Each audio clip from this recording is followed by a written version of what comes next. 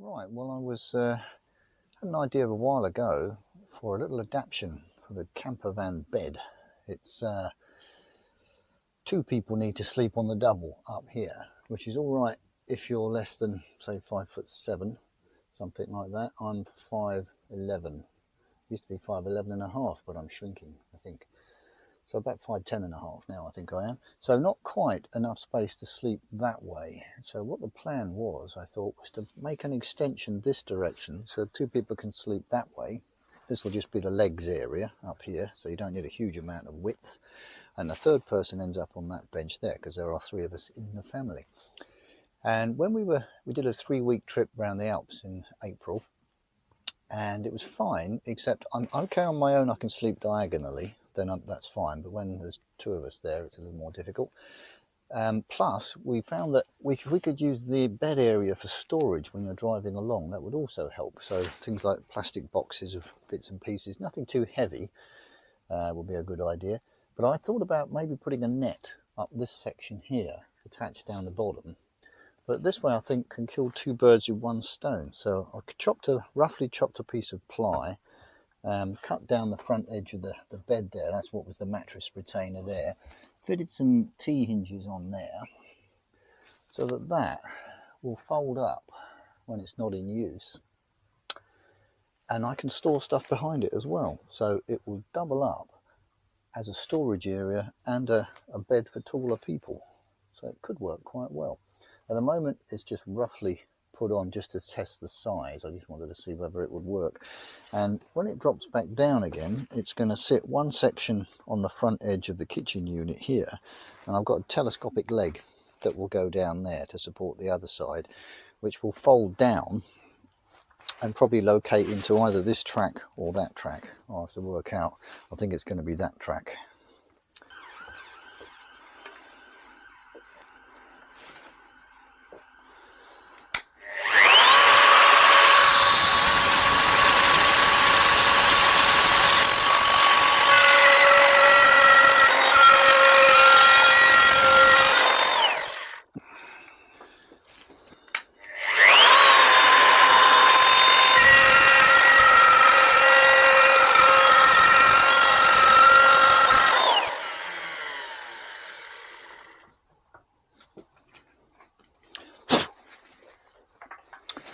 Right, well that's one length. I've got to do a length 850 and one length at 900. I think I'm going to do them. So 900, chop this one off. Doesn't leave me a lot of spare, but it should be enough.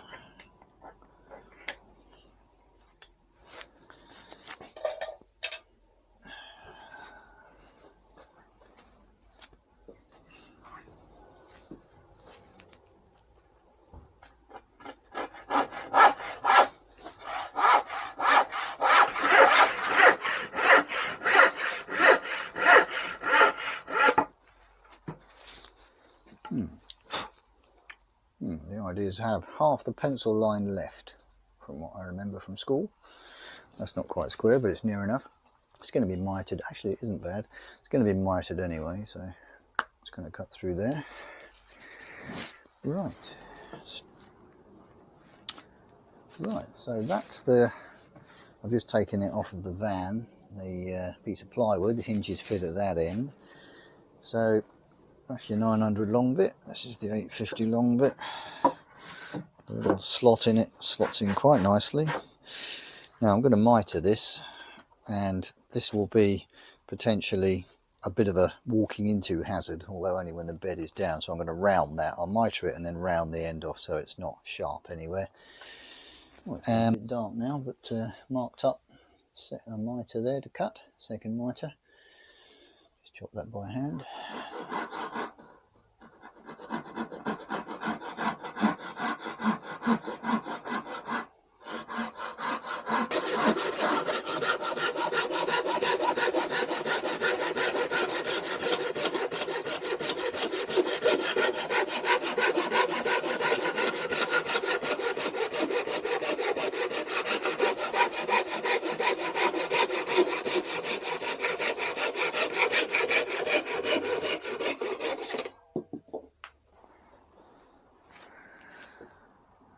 well, that's been a week gluing up or drying off. I haven't had any time to get back to it in that time. So let's have a look.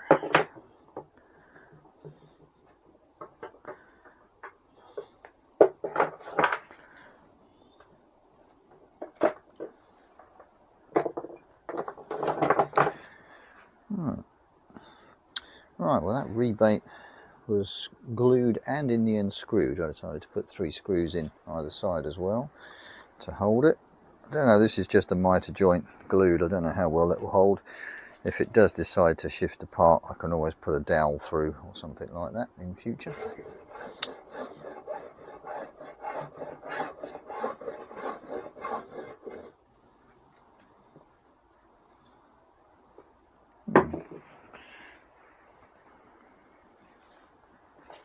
That's better, I can see it now.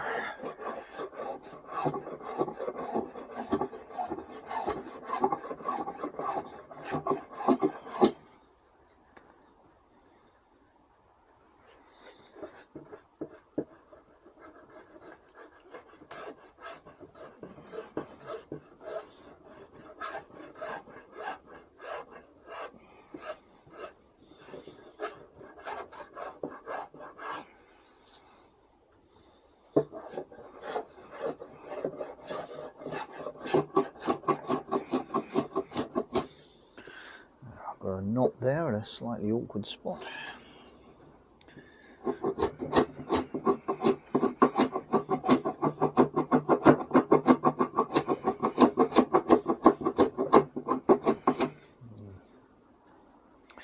That's going to tear a bit.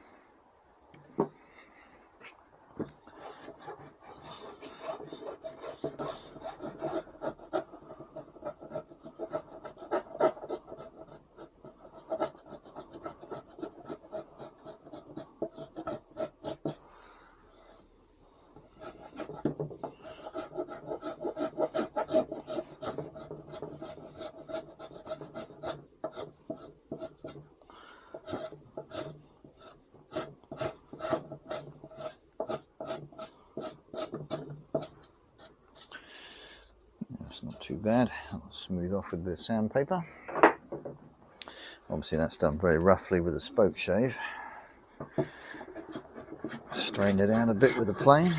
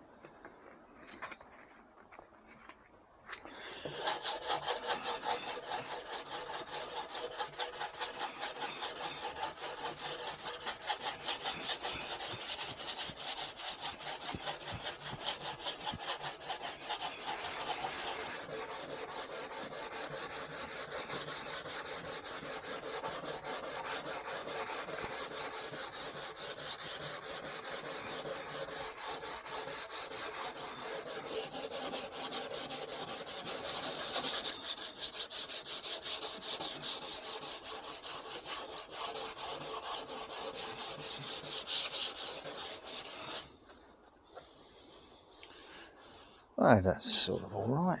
This needs a little bit of filler. I'll fill over those screw holes, I think, eventually. I haven't done the ones in the rest of the van yet.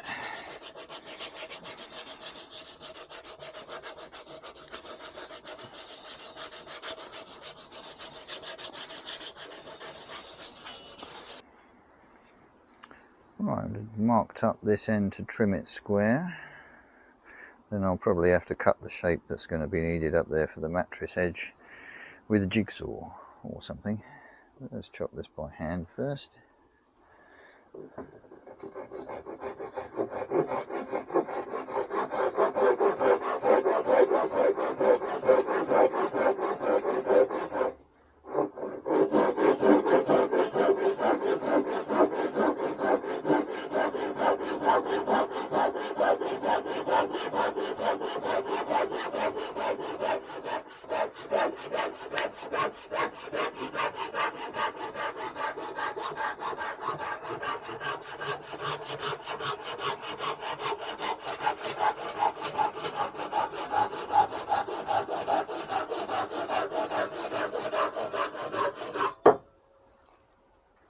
Right, so the basic idea is together now for the bed extension. There's a couple of little ideas I had for how to hold it up when you're going along. This is the stuff that's used on scaffolding, these sort of toggle, elasticated toggle clip things. I'm not sure what they're called. They're used on the Monoflex on scaffolding. I've used them elsewhere in the garden because it's flexible, it's quite good. So an eyelet there and an eyelet in the roof up in there, where I simply removed the old fixing. These, I don't know if they call them Christmas tree fixings or something. They're just little plastic things that push in and just stick on friction. So I took that one out and managed to fit in a plasterboard fixing, one of these. Plugs, original standard plasterboard. So that with the screw-in eyelet in it has gone directly into the hole in the metal. I measured the metal first, the calipers there, so I haven't had to drill anything. And I'm going to put another one in. You wouldn't ever rely on just one. If this came crashing down when you're driving along, it would scare you after death, I should think, driving. So I'm going to put the other one in, possibly even a third one there as well. I'll see how strong it is with the two in. I was lucky with the first one. It went in nice and easy, so I'll try this one in a bit. So that was one little problem solved, how to hold it up when you're going along. And I've got the extendable leg to do yet. So I've got this plasterboard prop. And you can release it, go up and down like so. And my plan, I think, is it will sit into the track on the left down there if I mount it just about that height. Like so in there, so that I need to put a block on that to give, because it's only 12mm thick, so I'm going to make a block of wood to go in there to give me something to screw through into from the other side. That will then fold down, and also I'll make a little locating pin for the bottom bit there, where it will go when you get the right height. Drop it into the track down the bottom there.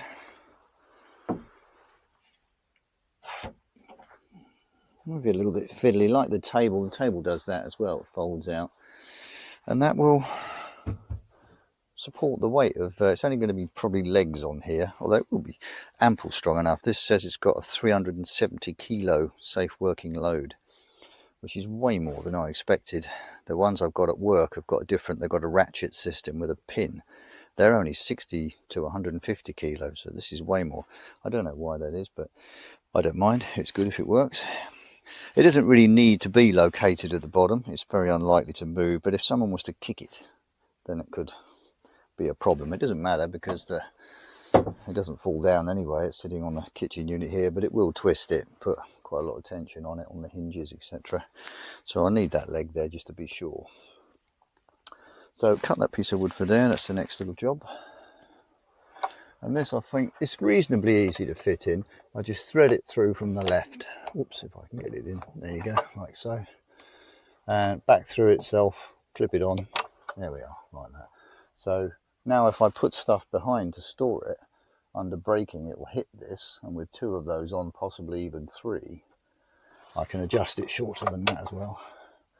It should be perfectly safe. Anything. It's only going to be lightweight stuff that goes behind there. It's kind of bedding and boxes of bits and pieces, clothes and things that you don't want flying around when you're driving along.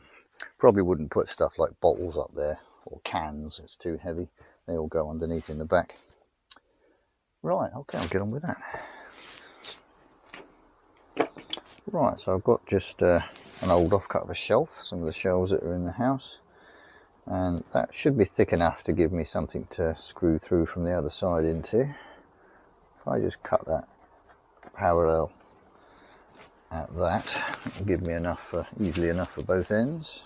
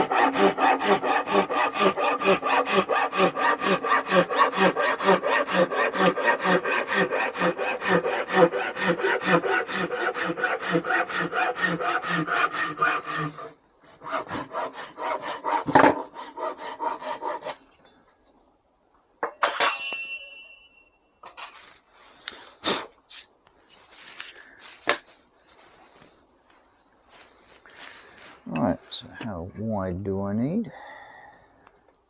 About that. Gonna make it quite a tight fit, I think.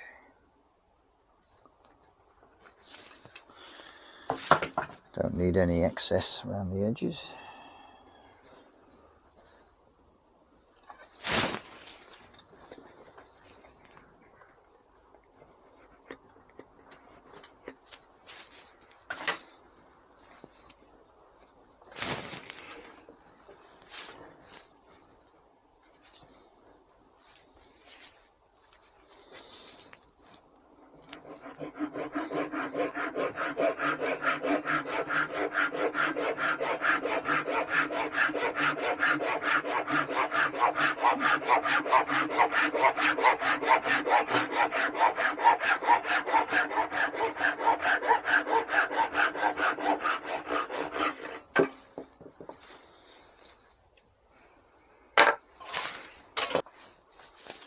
Right, well that should be the right size. Slightly oversized, not too bad. I'll smooth the edges off a bit, look a bit better. Yeah, so I'm going to screw the feet through this side into that piece of wood and then through the bed into that section from there. So I need to miss the screws when I come through from the other side. So I'll mark this up. I need a smaller pencil to get through that gap. Stop with.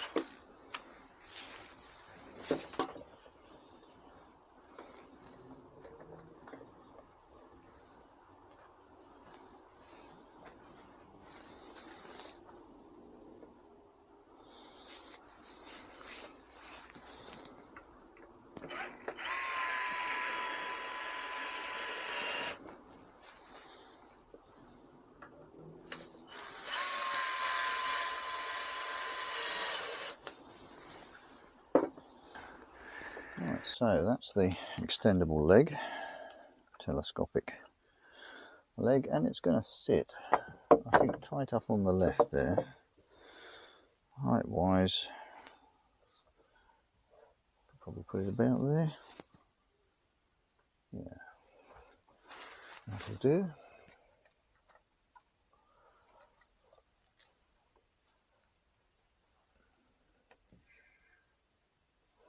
Oh, it moved. Keep that there.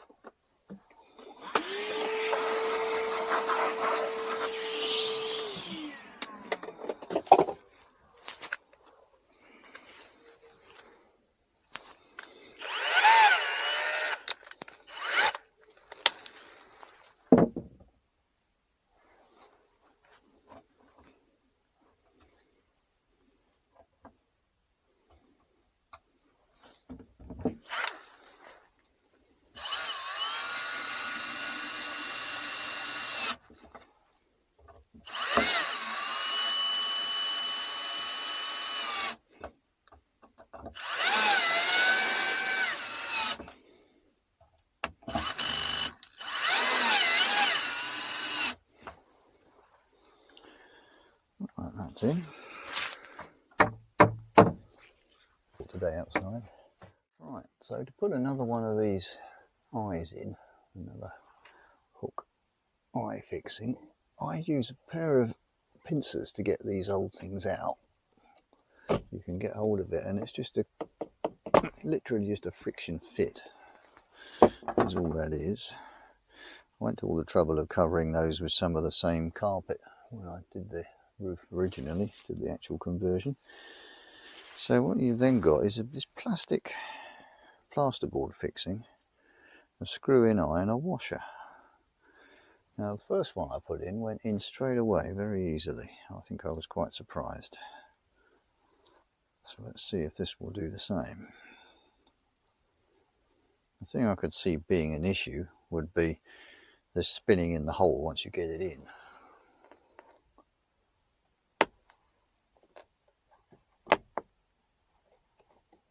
Like I think it's doing now.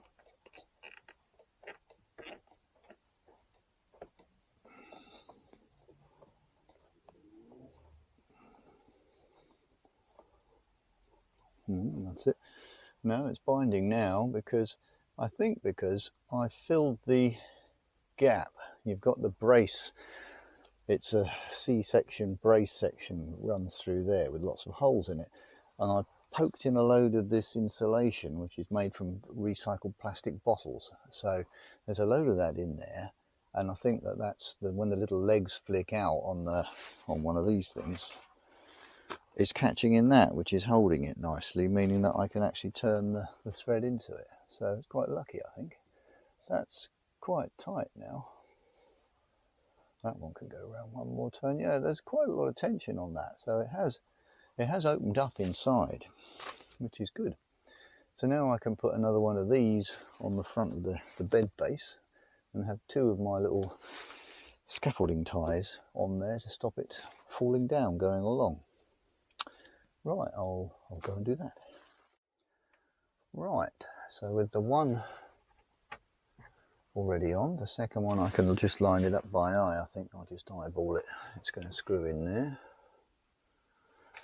roughly in the centre, depth wise about there. Just eyeball that there.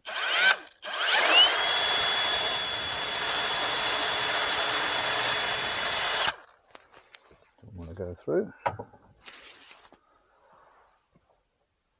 Now this takes a little bit of winding in. I think the other one I did with a screwdriver. Oh, yeah, it gets in so far and then it gets a little difficult to do by hand, so I can't get at it.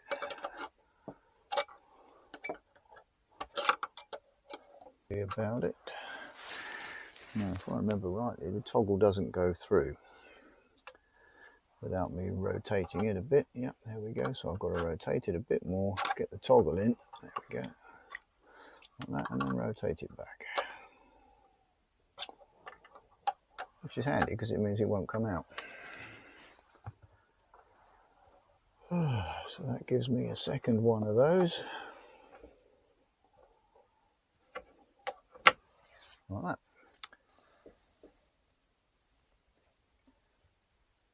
So the bed extension is finished. It's been used a couple of times.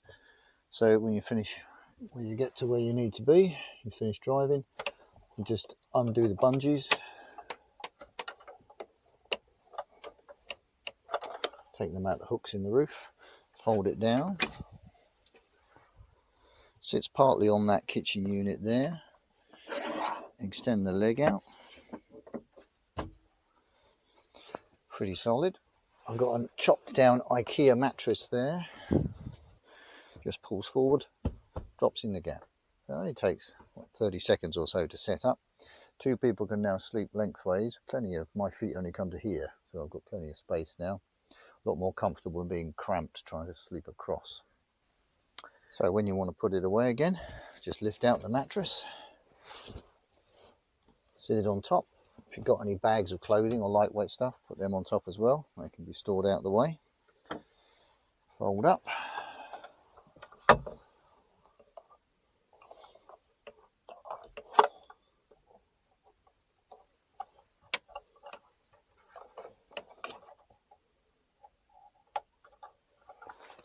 Shorten the leg. Clip it back in. Magnetic catches I had on here didn't work. They weren't strong enough, so every time you were driving along it just came loose and was rattling about. So I've put some spring catches on there instead, much better, and a bit of just pipe insulation on there to stop it rattling. It still rattles a bit. I'll have to maybe work on that because it gets a bit annoying after a while. Other than that, I think job done.